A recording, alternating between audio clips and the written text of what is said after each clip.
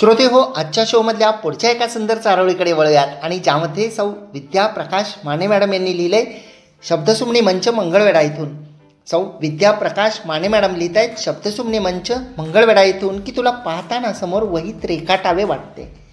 तुला पाहताना समोर वहीत रेखाटावे वाटते. शुभ्र चांदण्यात आता तुला अधोरेखित करते. शुभ्र चांदण्यात आता तुला अधोरेखित करते. वाह! तर तुला पाहिल्यानंतर वहीमध्ये रेखाटावंसं वाटतं आणि शुभ्र चांदण्यामध्ये तुला अधोरेखित करते. खूप अप्रतिम शब्दांकन यासुद्धा चारोळीमध्ये होतं. आणि जेव्हा आपण कोणासाठी तरी लिहित असतो तेव्हा त्या कल्पना आणि ते शब्द हे आणखी बहरत असतात, नाही का? खूप सुंदर अशी ही चारोळी होती. पुढच्या 2 चारोळ्यांकडे वळूयात, ज्यामध्ये सौ श्यामल अविनाश कामत मॅडम लिहित आहेत पलावा डोंबिवली येथून. सौ श्यामल अविनाश कामत मॅडम यांनी पलावा डोंबिवली येथून लिहिले पहिल्या आत्मविश्वास या शीर्षकाखालील चारोळीमध्ये की आत्मविश्वासाने सर्वांनी जगात वागायला शिका. आत्मविश्वासाने सर्वांनी जगात वागायला शिका. कोणावर कधीच विसंबून राहू नका.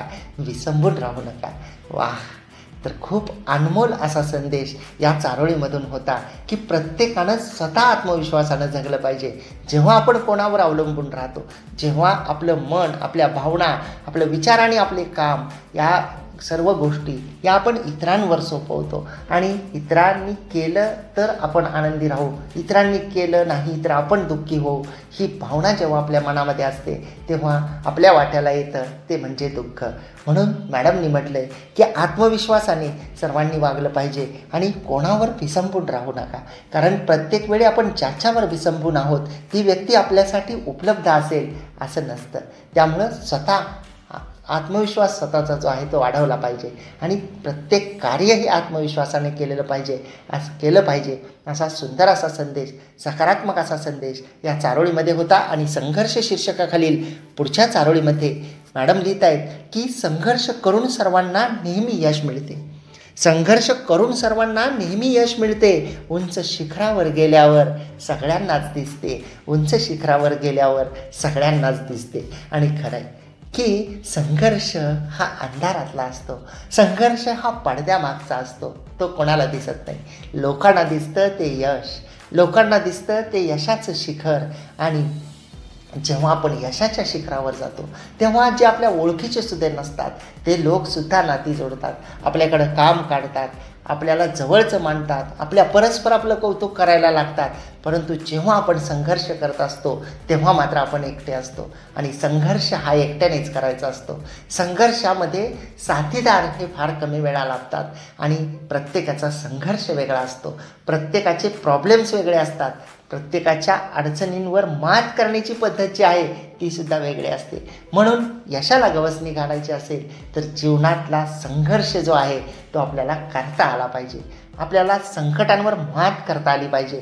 खूप अप्रतिम आणि सुंदर असे भाव मांडणाऱ्या या दोन्ही चारोळ्या होत्या. पुढच्या आपण एका रचनेकडे वळूयात, ज्या सुंदर अशा रचनेमध्ये प्रफुल्ल अंदुरकर सरांनी प्रेमकवी या नावाने सर लिहितात, कल्याणीनगर पुणे येथून लिहिले. प्रफुल्ल अंदुरकर सर प्रेमकवी कल्याणीनगर पुणे येथून सर लिहित आहेत की अनोळखी असूनही तू मज वाटतेस ओळखीची. शब्दच बोलतात भाव अंतरीचे. तुझी माझी भेट होणार कधी, तू कर ना एकदा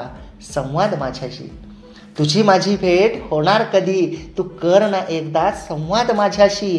मैत्रीला आपल्या येईल गती. तर खूप अप्रतिम सुंदर अशी संवाद कर, अशी आळवणी करणारी सरांची ही रचना होती की तू अनोळखी असून सुद्धा ओळखीची वाटतेस. आणि माझे हे अंतरीचे जे शब्द आहेत ते माझ्या अंतरीचा भाव जे आहेत ते बोलत आहेत. आणि याबरोबरच पुढच्या आपण रचनेकडे वळूयात. पानगळ शीर्षकाखाली सोमदत्त कुलकर्णी सरांनी लिहिलंय हडपसर पुणे येथून. सोमदत्त कुलकर्णी सर लिहित आहेत हडपसर पुणे येथून पानगळ शीर्षकाखाली की आली आली सांजवेळ नेत्र पाही पहिलं तीर. सुरू झाली पानगळ नको दुरी मी अधीर. जन्म मृत्यू हेच सत्य, नाही यातून सुटका. जन्म मृत्यू हेच सत्य, नाही यातून सुटका, नको चिंता ती दुःखाची, येते सोडा या घटका, येते सोडा या घटका, सोडा या घटका. वाह. आणि खरं आहे की जेव्हा सांजवेळ होते तेव्हा नेत्रामध्ये जे आहे ते पहिलं तीराची आस लागते, पाणघळ सुरू होते आणि असं वाटतं की दुरावा नको. जन्म आणि मृत्यू हे सत्य आहे, यातून सुटका नाही, परंतु दुःखांची चिंता जी आहे ती करू नये. असा सुंदर सकारात्मक संदेश जो आहे तो सरांच्या या रचनेमध्ये होता. खूप अप्रतिम शब्दांकन होता. आणि पुढच्या एका रचनेमध्ये निसर्ग राजा या शीर्षकाखाली सुलभा सत्तुरवार मॅडम यांनी पुणे येथून लिहिलं आहे. सुलभा सत्तुरवार मॅडम लिहित आहेत पुणे येथून निसर्ग राजा या शीर्षकाखाली की शिवार डोंगर माथ्यावर, शिवार डोंगर माथ्यावर पसरली धुक्याची दुलई, हळूच ही रविकिरणे अलगद सारण पाही. वाह. शिवार डोंगर माथ्यावर पसरली धुक्याची दुलई, हळूच ही रविकिरणे अलगद सारून पाही. पानावरती दवबिंदू भासती जणू मोती, पानावरती दवबिंदू भासती जणू मोती, देणं ही निसर्गाची तृणपात्यावर चमकती, देणं ही निसर्गाची तृणपात्यावर चमकती, तृणपात्यावर चमकती. वाह. तर निसर्गाचं मनोहारी असं जे रूप असतं ते मॅडमच्या या रचनेमध्ये शब्दबद्ध झालेलं होतं की जेव्हा डोंगर माथ्यावर धुक्यांची दुलई पसरते तेव्हा रवी किरणं ती धुक्यांची दुलई जी आहे ती अलगद बाजूला सारतात आणि पानावरचे जे दवबिंदू आहेत ते मोत्यासारखे भासतात. खूप अप्रतिम सुंदर भाव मांडणारी, निसर्ग वर्णन करणारी ही रचना होती. श्रोते हो, पुढच्या एका सुंदर कवितेकडे वळूयात, ज्यामध्ये इच्छा मरण या शीर्षकाखाली हृदय जॉकी या नावाने सर लिहित आहेत श्री अमरदीप सुनंदा पंढरीनाथ मखामले तथा दादासाहेब सर, छंदोगामात्य आंतरराष्ट्रीय मंच.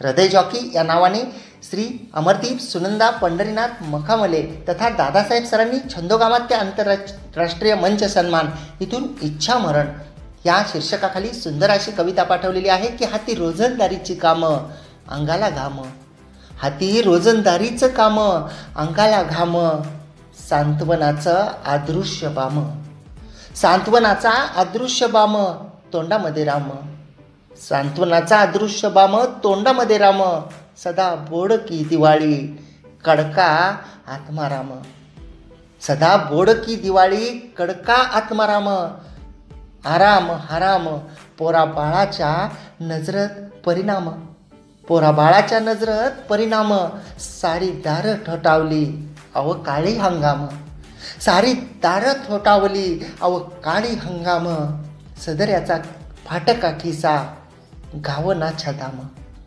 सदऱ्याचा फाटका खिसा घावना छदाम, नको मार्ग वाम इमानदारीचा मुक्काम, नको मार्ग वाम इमानदारीचा मुक्काम, मिळना जगण्याची दिशा आयुष्याला पूर्णविराम, मिळना जगण्याची दिशा आयुष्याला पूर्णविराम, आयुष्याला पूर्णविराम.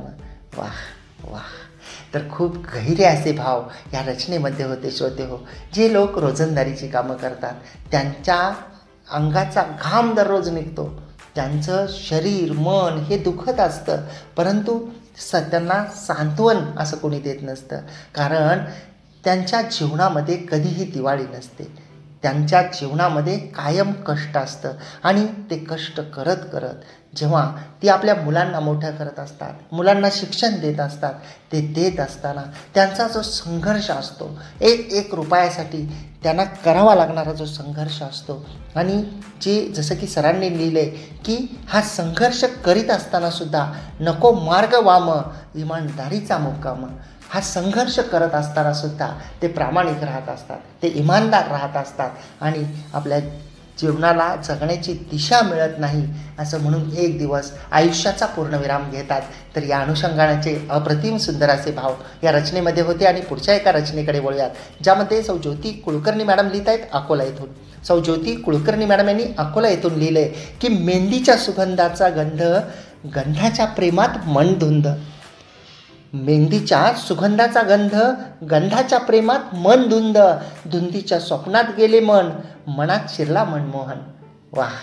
धुंदीच्या स्वप्नात गेले मन मनात शिरला मनमोहन, मेहंदी माझ्या हाताला गंध तुझ्या श्वासाला, क्या बात आहे.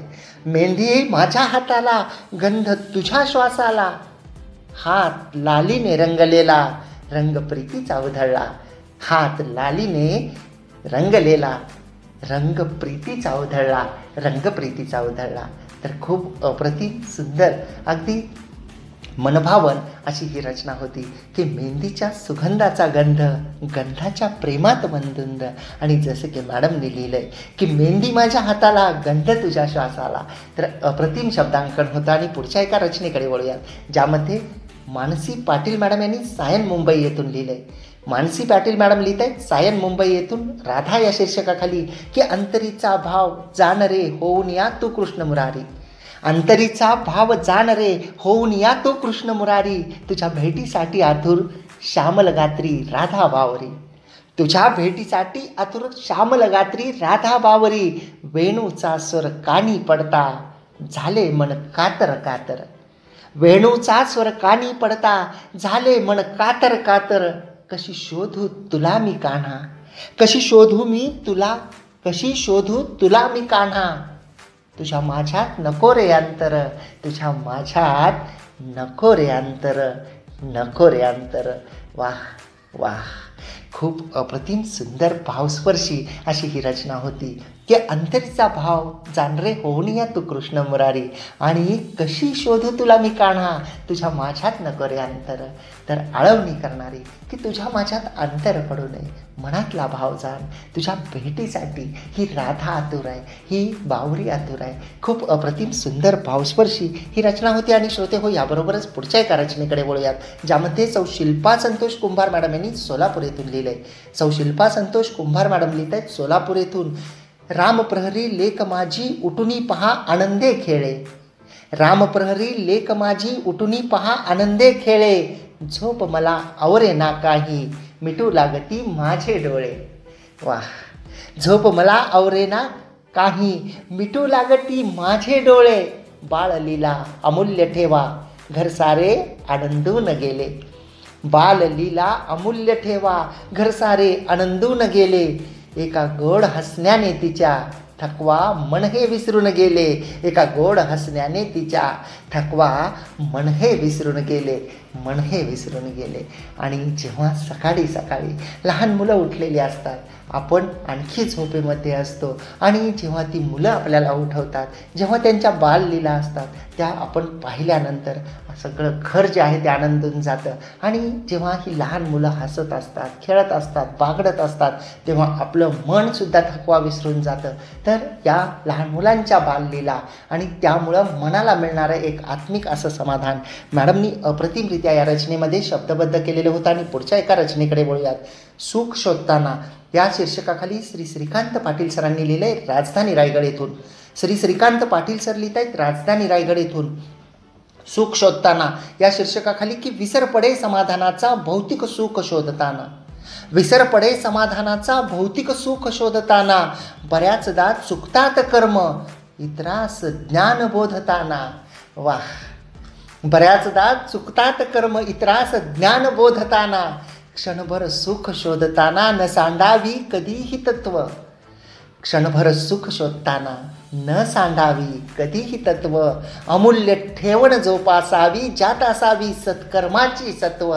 अमूल्य ठेवण जोपासावी ज्यात असावी सत्कर्माची सत्व, सत्कर्माची सत्व. क्या बात आहे, क्या बात आहे. आणि खरं आहे की सुख शोधताना, भौतिक सुख शोधताना आपल्याला समाधानाचा विसर पडतो. आपण सुखापाठी धावतो पण समाधानी राहण्याचं विसरून जातो. आपण भौतिक सुखाच्या शोधामध्ये खूप सारं गमवतो. हे हवं, ते हवं, याने हे केलं पाहिजे, त्यानं ते केलं पाहिजे, मला हे मिळालं पाहिजे, मला या गोष्टी घडल्या पाहिजेत, यानं माझ्यासारखं वागलं पाहिजे, त्यानं माझ्या मनासारखं वागलं पाहिजे. खूप साऱ्या अपेक्षा आणि पदरी पडलेल्या उपेक्षा, त्यातून आलेलं नैराश्य आणि त्या नैराश्यातून मनाची झालेली अधोगती, उद्विग्न झालेलं मन, मनात उठलेली काहुरं, मनातली न शमणारी वादळं, खूप सारे गुंते हे केवळ समाधान न मानण्यामुळं आपल्या आयुष्यामध्ये घडत असतात, नाही का. आणि जसं सरांनी लिहिलं आहे की क्षणभर सुख शोधायसाठी तुम्ही कधीही तत्त्व सांडू नका, म्हणजे तत्वांपासून दूर जाऊ नका. आणि एकच गोष्ट असते, ते म्हणजे सत्कर्म. आपण स्वतःशी प्रामाणिक असलं पाहिजे आणि स्वतःशी प्रामाणिक राहून जो व्यक्ती जी कार्य करतो त्यामध्ये त्याला यश मिळतं. हे जग आहे, हे दुनिया आहे. कोणीच तुम्हाला सगळेच लोक बरोबर आहेत म्हणणार नाहीत, सगळेच लोक चुकीचेही आहेत म्हणणार नाहीत. जगाला आपलं जे मूल्यमापन करायचं आहे ते करू द्यावं. आपण स्वतःशी प्रामाणिक राहिलं पाहिजे. आपण जे आहे ते सत्कर्म केलं पाहिजे. असा सुंदर अप्रतिम संदेश सरांच्या या रचनेमध्ये होता. आणि श्रोते हो, तुम्ही रेडिओ पुणेरी आवाज 107.8 FM ऐकत आहात आणि तुम्ही तुमच्या आवडीच्या शोमध्ये आहात, म्हणजेच हा खेळ शब्दांचा. या कविता व चारोळ्यांच्या शोमध्ये माझ्यासोबत म्हणजेच आर जे कैलाससोबत. आनंदी रहा, आनंद लुटा.